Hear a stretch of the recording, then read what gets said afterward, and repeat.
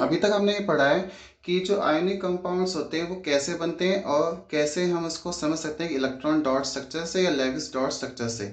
अब हम पढ़ते हैं जो आयनिक कंपाउंड्स होते हैं उनकी कैरेक्टरिस्टिक्स क्या क्या होते हैं, उनके इंपॉर्टेंट पॉइंट्स क्या क्या होते हैं, जिसको हम समझ के हम बता सकते हैं कि ये प्रॉपर्टी अगर शो करें इसका मतलब ये आयनिक कंपाउंड तो है। पहला है इसमें कैरेक्टरिस्टिक्स में फिजिकल फिजिकल नेचर।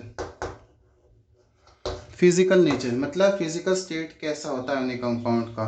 तो usually they are present in solid state. जितने भी आयनिक कंपाउंड्स होते हैं वो किस स्टेट में प्रेजेंट होते हैं, सॉलिड स्टेट, क्योंकि आयनिक कंपाउंड में स्ट्रॉन्गर फोर्स ऑफ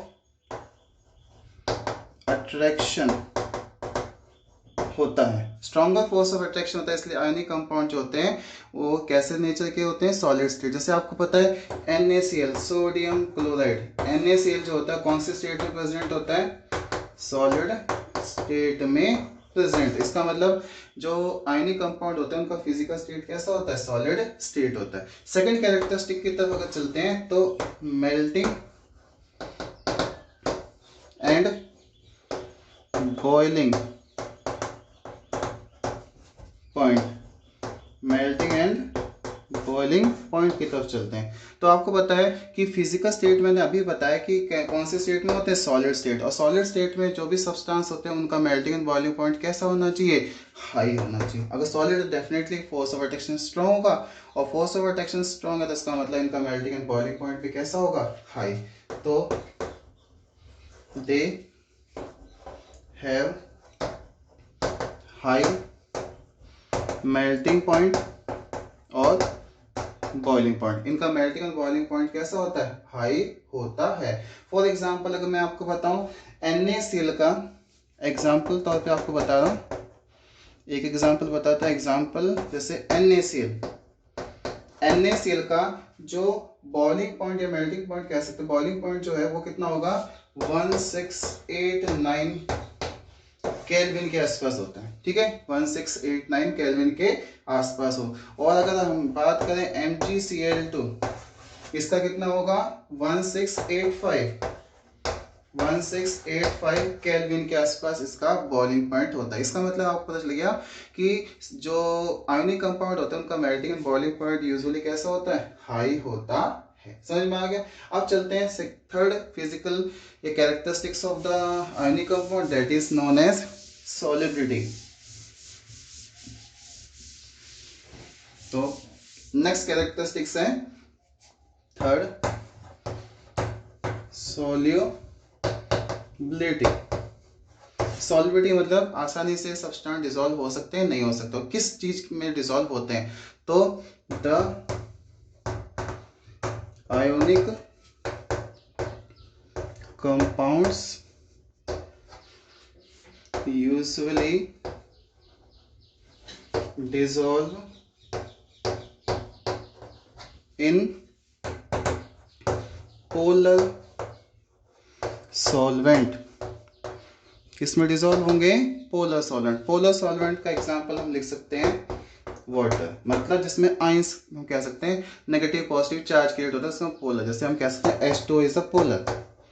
ये मान लो H2 का एक स्ट्रक्चर्स है, इसको वी शेप स्ट्रक्चर्स कहते हैं।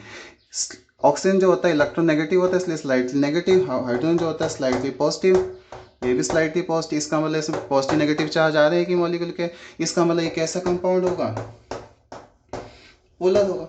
ठीक है, तो पोलर सॉल्वेंट में आसानी से आयनिक कंपाउंड डिसॉल्व हो जाते हैं। ठीक है, तो आपको पता होगा NaCl जो होता है वो आसानी से वाटर में डिसॉल्व हो जाता है। ठीक है, कैसे होता है वो देखते हैं सर।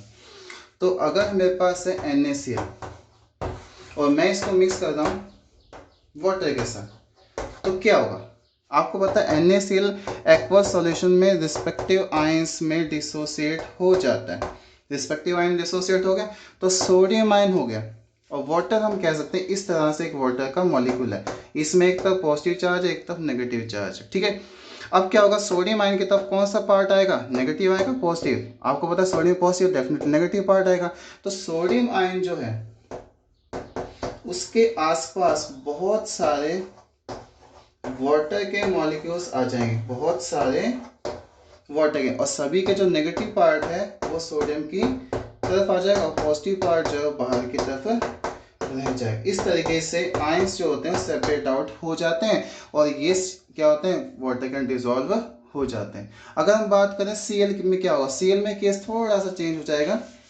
अगर हम Cl की बात करें, Cl में क्या होगा, Cl पे चार्ज कैसा होता है, नेगेटिव, और वाटर मॉलिक्यूल में कौन सा पार्ट जुड़ेगा उसके साथ, पॉजिटिव वाला। तो इस तरीके से वाटर के मॉलिक्यूल्स हैं, तो वाटर के मॉलिक्यूल्स जो हैं वो ऐसे आपस में इसके आसपास आ जाएंगे।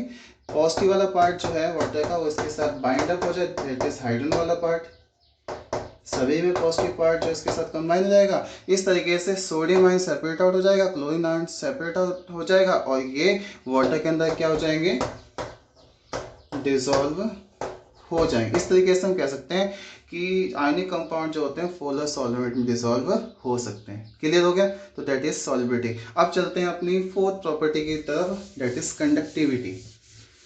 फोर्थ प्रॉपर्टी तो जो है उसे हम कहते हैं कंडक्शंस ऑफ इलेक्ट्रिसिटी भी कह सकते हैं। तो फोर्थ है कंडक्शन ऑफ इलेक्ट्रिसिटी। क्या आयनिक कंपाउंड अपने में से इलेक्ट्रिसिटी पास कर सकते हैं, नहीं। तो इसका आंसर आएगा सॉलिड स्टेट में द आयनिक कंपाउंड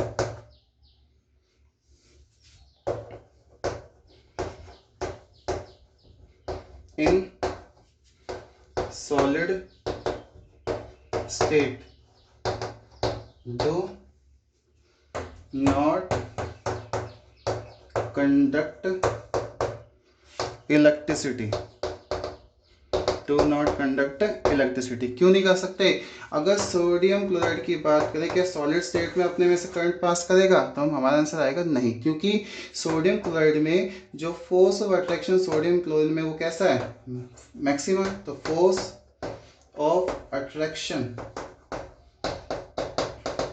वो कैसा है, स्ट्रॉन्गर है।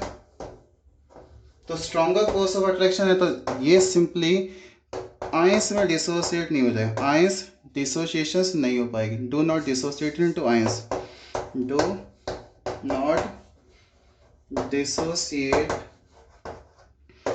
इनटू आयंस, आयंस में डिसोसिएट नहीं हो सकता। और आयंस में डिसोसिएट नहीं होगा तो क्या होगा, कंडक्टिविटी नहीं हो सकती, इसलिए क्या होगा, डू नॉट कंडक्ट इलेक्ट्रिसिटी। लेकिन ये केस जो है एक्वस सॉल्यूशन में चेंज हो जाता है। अगर हमारे पास हो सॉल्यूशन एक्वस, ठीक है, अगर हमारे पास सॉल्यूशन कैसा हो NaCl, अगर हमारे पास तो एक्वस, एक्वस का मतलब से वाटर प्रेजेंट, और आपको पता है वाटर में अभी मैंने आपको बताया सॉल्युबिलिटी में कि सोडियम आयंस में और Cl नेगेटिव आयन में डिसोसिएट हो जाते हैं, और आयंस में डिसोसिएट हो गए, इसका मतलब ये क्या कर सकते हैं, कंडक्ट इलेक्ट्रिसिटी। इसका मतलब सोडियम क्लोराइड एक्वस या कोई भी ionic compound in molten state, molten state में क्या होता है, उसमें फोर्स ऑफ अट्रैक्शन पार्टिकल्स में वीक हो जाता है, ठीक है। तो ionic compound molten state NaCl aqueous है, एक्वस फॉर्म है, या फिर NaCl हम कहते हैं लिक्विड मोल्टन पिघली अवस्था में हो, तो क्या होगा, दे कंडक्ट इलेक्ट्रिसिटी, ठीक है। तो ये क्या कर सकते हैं, कंडक्ट इलेक्ट्रिसिटी कर सकते हैं। इस तरीके से these are the characteristics of ionic compound.